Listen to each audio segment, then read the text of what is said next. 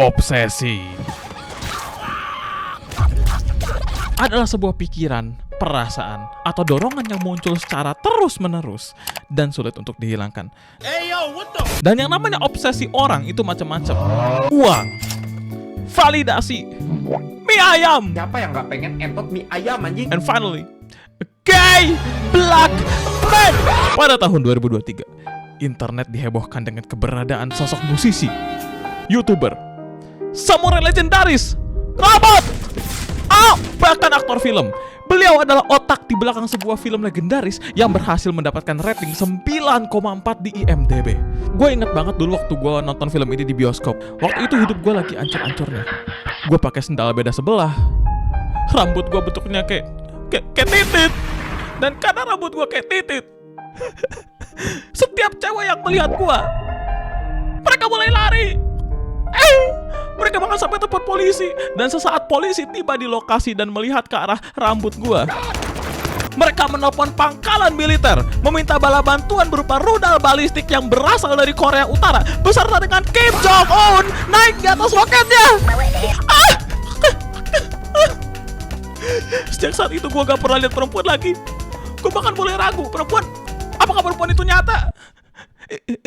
Ibu tidak lari. Tentu saja tidak, nak. Kan ibu adalah lelaki. Gua langsung berada di titik terendah dalam hidup gua, tenggelam di lautan yang gelap dan dalam. Gua bahkan bisa melihat Titanic. Orang ada no, lautan kan gelap ya. Awas, Jack. And then Nemo dari Finding Nemo datang dan siapapun nama bapaknya ini berbisik di telinga gua. 19 juta. Itu semua cuma mimpi. Abis itu gue ke bioskop buat nonton Ambatukam dan holy shit! Film ini masterpiece. Gue inget banget semua orang di bioskop sampai menangis di dalam celananya. Lalu 1 menit setelah tayang, karena kesuksesan filmnya, Presiden Ngawi langsung memberikan penghargaan berupa piala Oscar. Hingga 2024 telah tiba. Satu persatu orang-orang di dunia mulai meninggalkan Mas Amba sendirian. Orang-orang pada move on ke sesuatu yang lebih lucu hingga membuat meme ini mati. Kecuali di satu negara. Di negara yang sama, di mana meme ini menjadi lambang sebuah kultus rahasia. Kalau idola cewek-cewek itu opa-opa Korea, maka idola para lelaki, bukan gua, adalah JMK48 yang berisi member para Thug Shaker. I need you to shake that booty. I'm blocking you, brother. Jadi apa itu Thug Shaker, Bang Kevin? I don't know. Gua cuma dengar dari orang-orang di internet.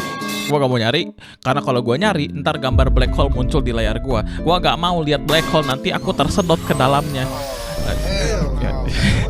I sound so fucking gay tuh. Jadi kita nanya AI aja. Oh, ternyata gak sebahaya apa yang gue pikirkan ya guys. Oke. There we go. Tapi gue gak tahu, men. Somehow masyarakat Indonesia merasakan resonansi pada orang Afrika Amerika. We use black man on every shit here. Meme, gantengnya, stiker, makanan. Men, gue gak tahu siapa yang beli ini. Makanya pasti like. Ditambah lagi, kita punya Emperor Ragnamok yang bisa mengendalikan elemen-elemen jomok ke seluruh platform. Biar bola aku pulang.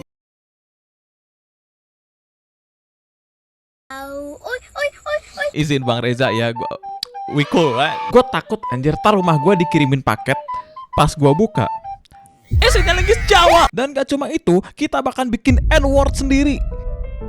Man, get the fuck, keturunan Afrika Amerika menderita karena kata ini. Literally ini rasis.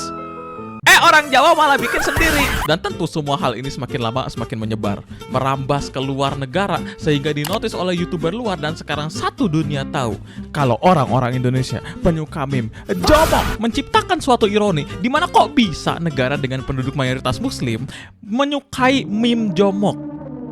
Well, disitulah letak kesalahan Anda. Menggeneralisasi berdasarkan research data analitik prediksi Donald Trump pada tahun 2025 yang gue bikin sendiri, menunjukkan data yang seimbang antara penyuka meme jomok dan orang yang tidak suka dengan meme jomok. Jadi artinya banyak orang Indonesia juga yang gak suka meme jomok. Ditambah lagi kenapa yang di highlight cuma Indonesia? Tetangga kita literally doing the same shit, bro. What the fuck? Lu lihat mobil Uber orang luar sekali masuk langsung jadi member, cok.